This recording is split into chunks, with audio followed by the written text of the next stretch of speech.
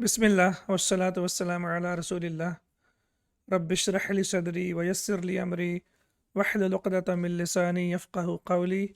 Rabbi yassir wa la tuassir wa tammim bil khair.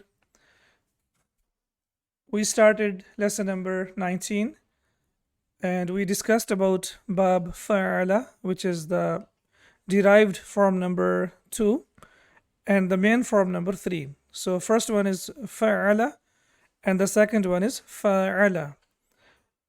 And in this lesson, we will discuss about some of the main points and then inshallah, we will start the text.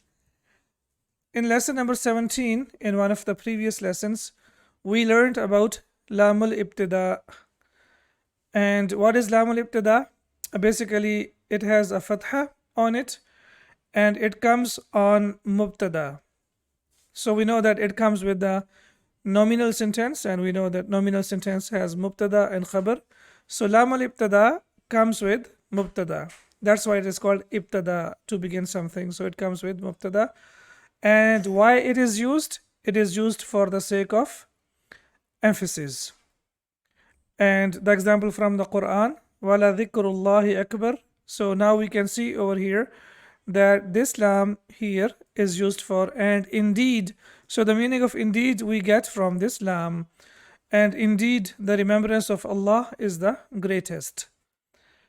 Now we should also know that this lam is غير عامل. It does not have any impact on the ending of the noun. So ذكر akbar, if we don't have this lam al-ibtada, it will be ذكر akbar. And even when we add lam al-ibtada, it is still the same. وَلَا ذِكْرُ afdal. The ending, I mean, is the same. However, the meaning has changed and it has become more emphatic. It gives the meaning of indeed. Similarly, you say لَبَيْتُكَ أَجْمَلُ. Indeed, your house is more beautiful. So بَيْتُكَ أَجْمَلُ is fine. If you want to say your house is beautiful, you will simply say بَيْتُكَ أَجْمَلُ. But if you want to make it more emphatic, then you will say لَبَيْتُكَ أَجْمَلُ. Indeed, your house is more beautiful. Now, if we want to use inna, also in this sentence, the lam has to be pushed to the khabar. So initially we have seen that it comes with mubtada, as we have discussed earlier.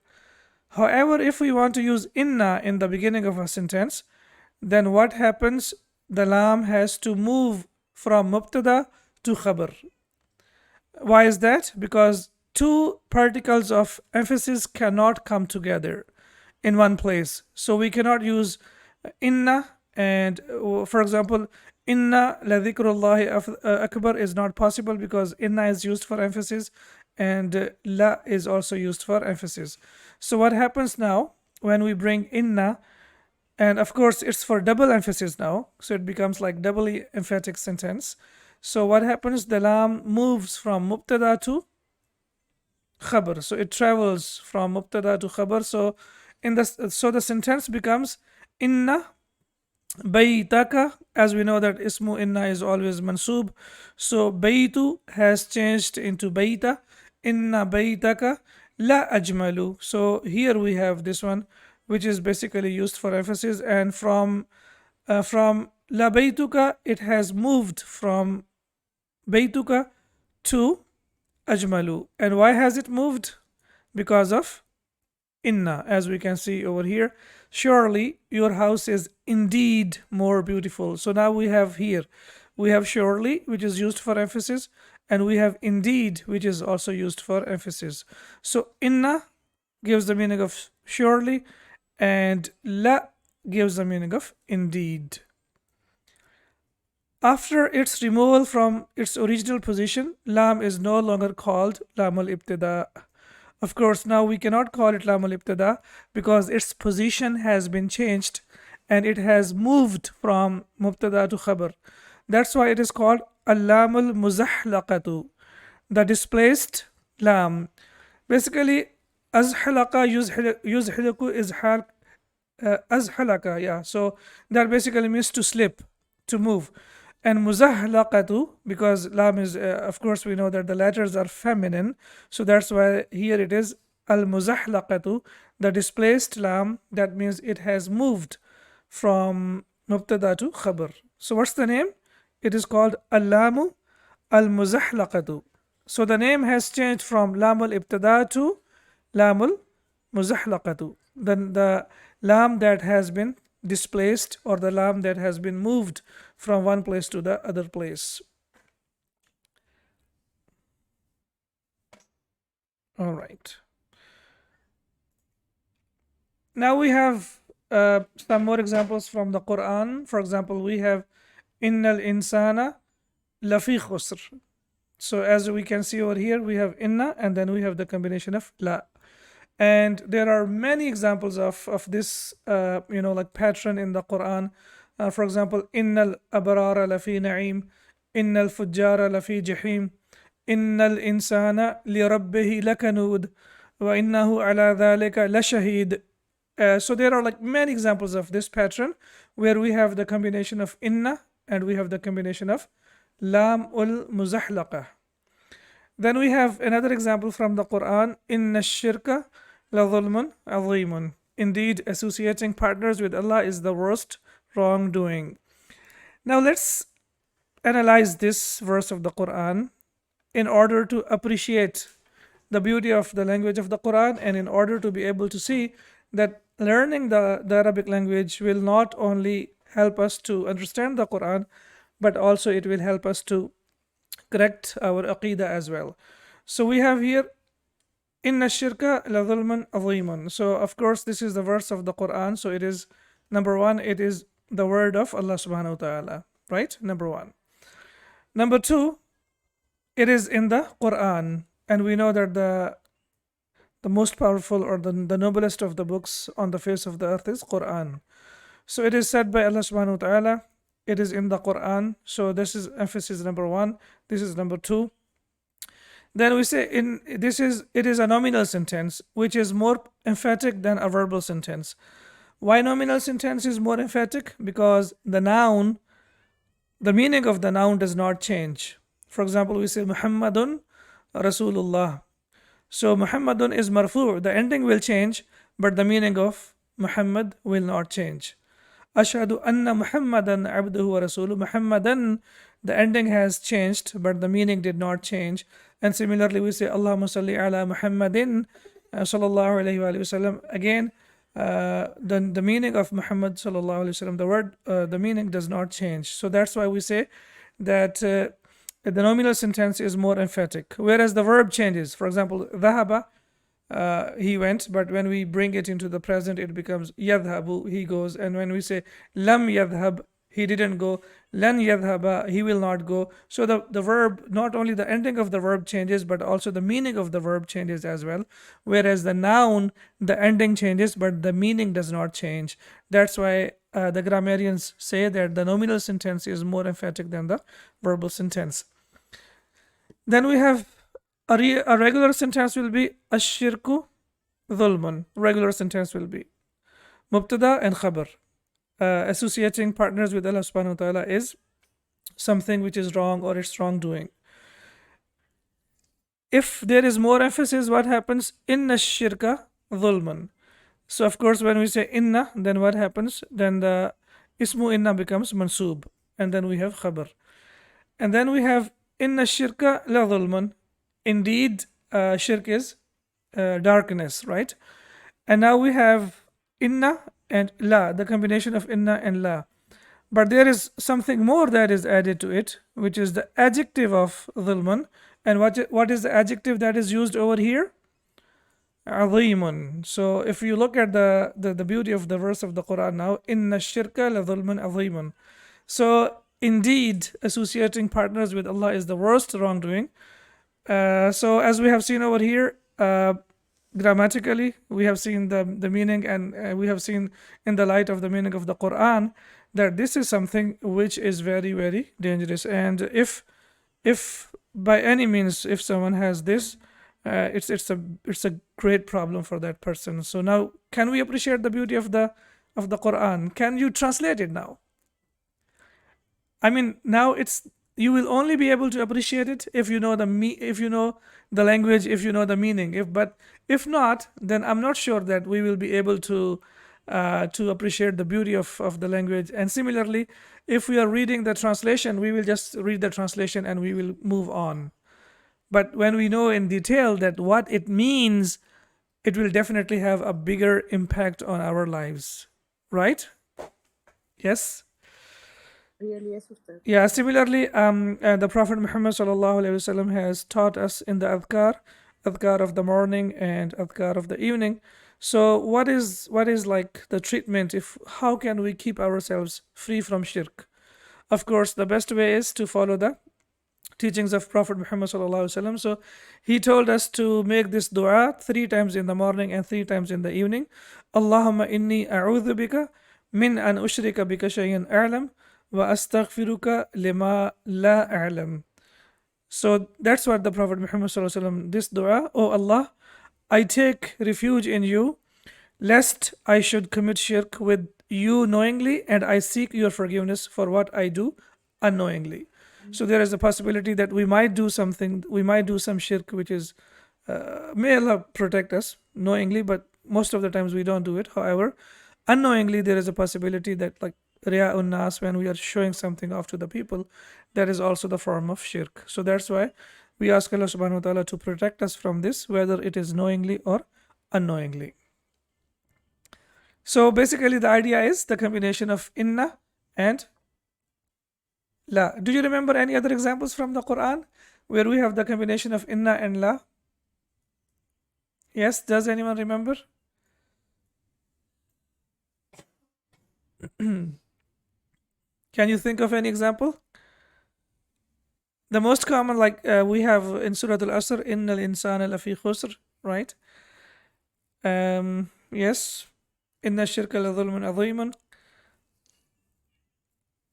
Can you think of any other example?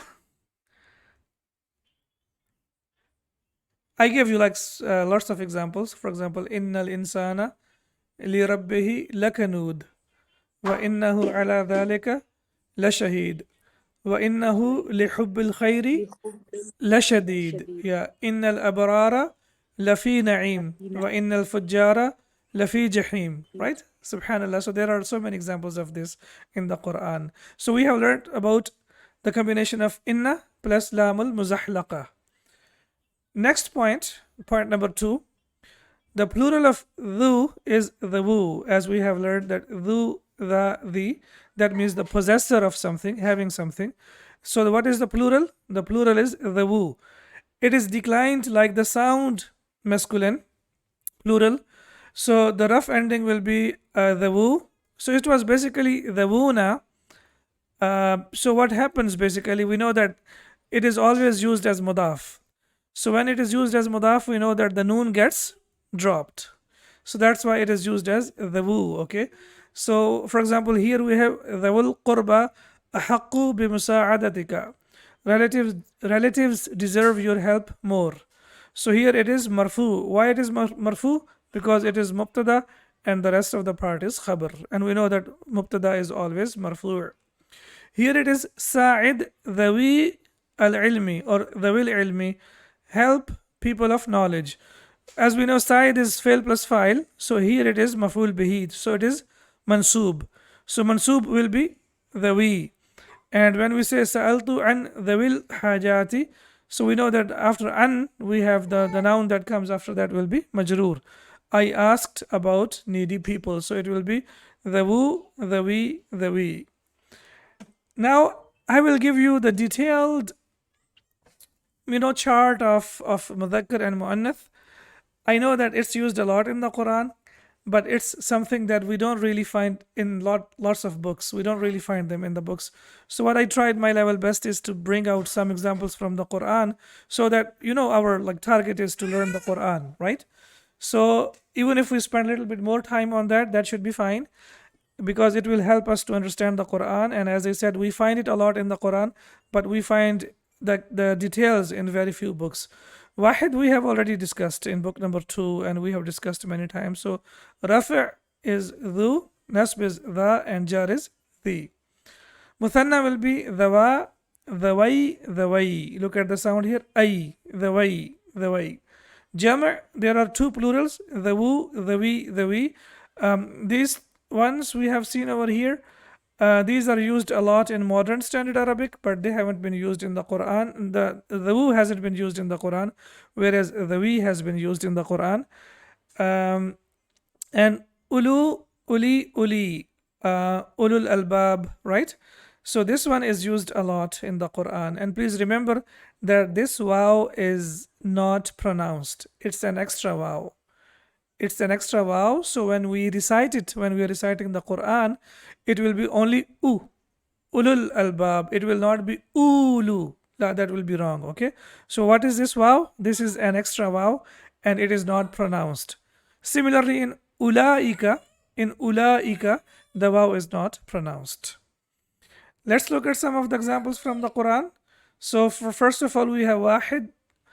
So here we have أعوذ بالله من الشيطان الرجيم ويبقى وجه ربك ذو الجلال والإكرام, right? So here we have ذو. Okay, we know, we have already learned that ذو is always used as mudaf. So the noun that comes after that will be mudaf ilayh, right? However, it has double i'rab. Number one, it is used as mudaf. And number two, if there is a noun before it, then it becomes the sifa of the noun. So it will be sifa. So wajhu is mawsuf and dhu is sifa. So that's why it is marfu. Why it is marfu? Because wa yabqa, as we know that yabqa is the verb and wajhu is fa'il and it is mudaf and rabbika is mudaf ilayh, and the sifa of wajhu is dhul jalali wal ikram, as we can see over here. So this is marfu. قالوا يا ذا القرنين إن يأجوج ومأجوج مفسدون في الأرض. They said, O Dhul Qarnayn, Gog and Magog are spreading corruption in the land. Now, why here it is mansub Dhul Qarnayn? Yes, please. Can anyone figure out? Because after ya, we know that if after ya, if we have mudaf ilayh, then the mudaf will always be mansub. It will always be mansub. For example, Ya Rabbal Alameen. Ya Rabbal Alameen. Similarly, we have Ya Dhal Qarnayn. So this is, as we can see over here, Al Qarnayn is majroor, whereas Dha is mansub, as we can see over here. In Nasb, it will be Dha. And basically, it is Ya like this, but as we have discussed many times, that in the Quran, we sometimes have this long fatha, or we can say standing fatha, which equals alif, which equals, as we can see over here. And then we have tabarakasmu rabbika dhil jalali wal ikram. And now we can see over here that we have the, and why it is the? Because it is used for rabbi. What is the i'rab of rabbi? It is majroor, and that's why it is mawsuf, and the sifa that is used for it is also majroor. So we have these three examples from the Quran for singular. Now we move on to muthanna, which is the dual. For muthanna, we have the example of dawa, and we have the example of, okay, I will ask you what is this, whether it is mansub or majroor. Yahkumu bihi dawa adlim minkum, as judged by two just men among you. So as we can see, dawa adlin means two just men. Okay, here it is marfu. Why it is marfu? Because yahkumu is the verb and this is the doer, this is the fa'il, and we know that fa'il is always marfu. It is always marfu. Okay, wa ashhedu dhawai adlim minkum. Okay, now dhawai, is it mansub or majroor? منسوب أستاذ. Mansub. وأشهد. Ahsanti. Yes. Why? Because wa ashhedu is basically fi'l al-amr. Yeah, fi'l al-amr. And this is form number 4. Ashhada yushhidu ishhadan. To bring someone as a witness. Yeah.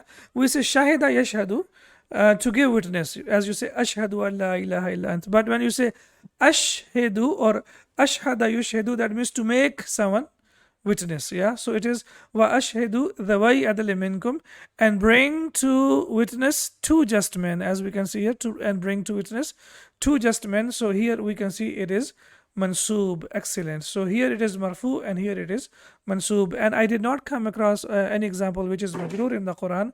However, if you come across, please note it down. Then we have the plural. We have the woo, the we, the we. The woo is not used in the Quran. However, the we has been used. Okay, وَآتَ الْمَالَ عَلَى حُبِّهِ ذَوِي الْقُرْبَى. Okay, now again I have a question. Here, the we, is it mansoob or majroor? Quickly, quickly. This is Majroor Ustad Ala because of Kala Ustad. It's a little bit confusing, yeah. Ata Ata yu'ti ita'an. We know that ata, to give, from number 4, يحتاج على مفعولين. It requires two objects. So object number 1 is al-mal, and object number 1 is mal, and object number 2 is what? Dhawil qurba. Did you get the idea? Because when we use ata, it requires how many objects? 2. So to give what? Mal, wealth, to who? Dhawil qurba, wal yatama, wal misakina, wabn as-sabil. Yeah.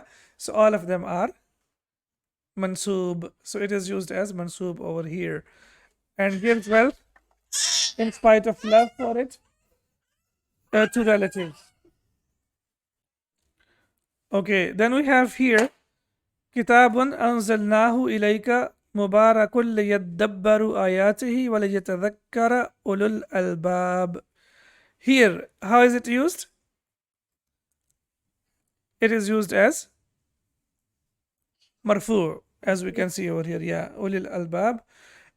Here we can see this verse of the Quran again. This verse of the Quran is about the purpose of the revelation of the Quran. Like, why was the Quran revealed? Okay, first of all, mubarakun. Can you figure out the past tense and the present tense? And can you please tell me if this is ismul fa'il or ismul maf'ul? Baraka Yubariku, mubarakatan. Excellent. Ismul fa'il will be mubarak, and ismul maf'ul will be mubarak. Yeah. So that's why, as we can see over here, it has the meaning of blessed. Yeah, a blessed book. Which book? A blessed book, as we can see over here. So kitabun anzalnahu ilayka mubarakun. This is a blessed book which we revealed to you, O Muhammad sallallahu alaihi wasallam. Why? لِيَدَّبَّرُوا آيَاتِهِ, that they might reflect upon its verses. وَلِيَتَذَكَّرَ أُولُو الْأَلْبَابِ, and those of understanding would be reminded. So basically it's used for the reflection and it's used as a reminder. So if we are not able to understand the meaning, if we don't know when the Shaykh is reciting, like what he's reciting, and we are just following him in the prayer, how would we be able to do tadabbur, and how will be able to do tadhakkar? How are we able to do the like the reflection and the reminder? So that's why it's very, very important that we must learn the book of the book of Allah subhanahu wa ta'ala. It's not something that is optional. It is something that is mandatory. It's something that is compulsory. It's not optional. Fattaqullaha ya ulil albab. So fear Allah subhanahu wa ta'ala, O people of understanding. Here, is it mansoob or majroor? Yeah. Ulu, uli, uli. Yes. Mansoob Ustad. Mansoob of ya. Ahsanti, ya. Because of ya. As we know that after ya, if the noun is used as mudaf mudaf ilayh, then it will always be mansoob. Hudan wa dhikra li ulil albab. How is it used over here? It's Majroor Majroor because of li. Excellent. Perfect. Very good. So now we have like ulu is used a lot in the Quran. Ulul arham, ulul albab, and similarly uli ajnihatin, and similarly we have ulil albab. So whenever you are reciting the Quran, please pay a special attention to it. And basically it means and the people, the possessor of ulu. So when we say ulul albab, the possessor of like some intellect, those who think and those who try to reflect, so those people are called ulul albab. Now we come on to mu'annath. In mu'annath we have dhatu, dhata, dhati. Muthanna is dhata. There are two, dhatai, dhatai, and it is also dhawata, dhawatai, dhawatai. And the plural is dhawatu, dhawati, dhawati. And also we have ulatu, ulati, ulati. Again, please remember here that here the waw is not pronounced, it is extra waw. And this is only restricted to the Quran, that when you are reciting the Quran, then we don't have to recite it ulati will be wrong. We recite it as ulati, ulati. Okay, now let's look at some of the examples. For the singular we have fiha fakihatun wan nakhlu dhatul akmam. There is fruit and palm trees having sheaths. So as we can see over here, dhatu, right? So it is marfu. Sayasla naran dhata lahab. He will burn in a flaming fire. Referring to Abu Lahab. Okay, dhata. Why is dhata is mansoob over here? Dhata. Here dhata has fatha and here it has dhamma. Can you please tell me why?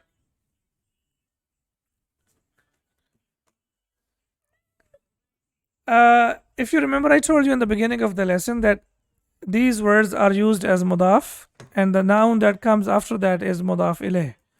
However, if there is a noun before that, then they are used as a sifa of that noun. Fakihatun, is it marfu or mansoob or majroor?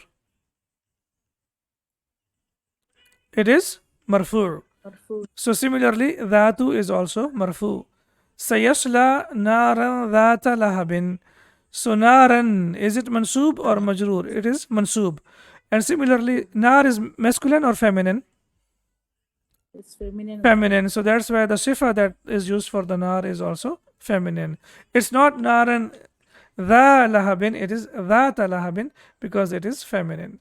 And wassama'i dhatil buruj.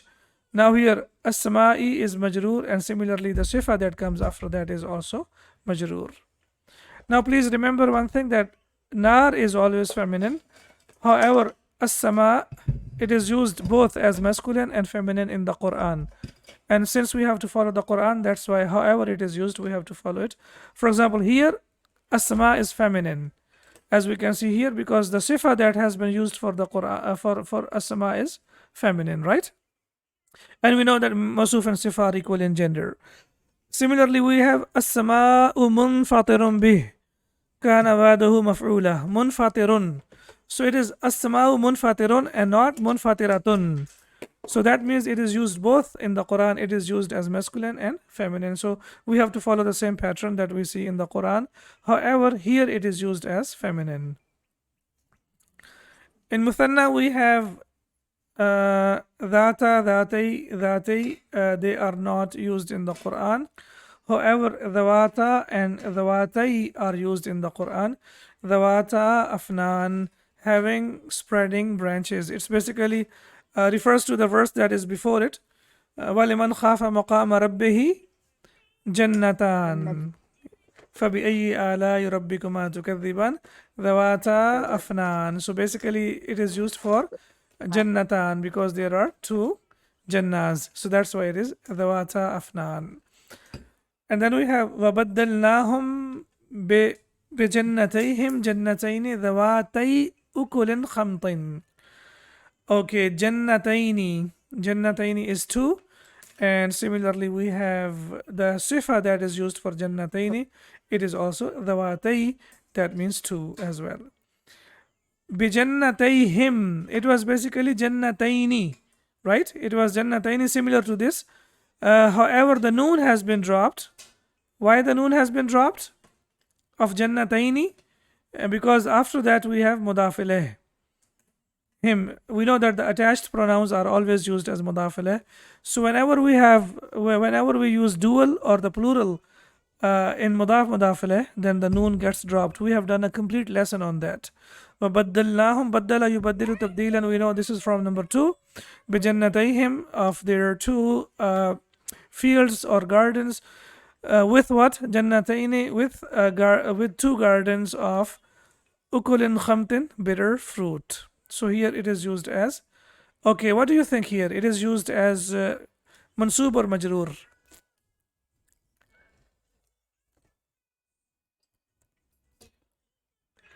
Baddalna. Please remember that we have to always look at the verb. Baddalna, baddala yubaddilu tabdilan. Baddalna, we changed or we replaced. So this is fi'l plus fa'il, and here jannataini wa dhawatai, they are mansoob, because we know fi'l plus fa'il, and after that we have maf'ul bihi, and maf'ul bihi is always mansoob. So basically mansoob, jannataini is mansoob. However, dhawatai is mansoob because this is the sifa of jannataini. Is this clear? Yes, Ustad. Okay, excellent. And the last, in the end, we have the plural, dhawatu, dhawati, dhawati. Again, dhawatu is not used in the Quran, whereas ulatu has been used twice in the Quran, Surah Al-Talaq. And we have one of the examples over here. وَأُولَاتُ الْأَحْمَالِ أَجَلُهُنَّ أَن يَضَانَ حَمْلَهُنَّ. And for those who are pregnant, their term is until they give birth. So as we can see here, وَأُولَاتُ الْأَحْمَالِ. So we know that it is used as mudaf. That's why the noun that comes after that will be always mudaf ilayh. So when it is in the middle of the sentence, when there is a noun after that, the noun after that is mudaf ilayh, and the noun before that is what? Is always mawsuf. La, mawsuf. And this is used as sifa, and this is used as sifa. So the noun comes before it is mawsuf, and the noun that comes after is mudaf ilayh, and in the middle it is used as sifa, it is used as adjective, if there is a noun before it. If not, then it will be used as a mudaf ilayh. Any questions?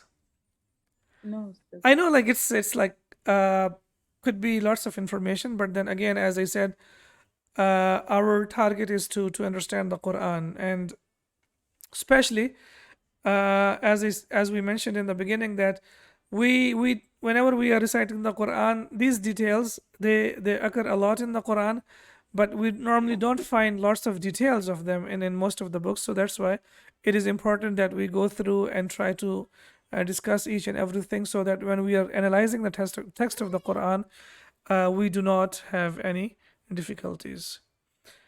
I thought we would be able to start the lesson today, but I think it's already 34 minutes. So what do you think? Shall we start the lesson, or is this okay for today?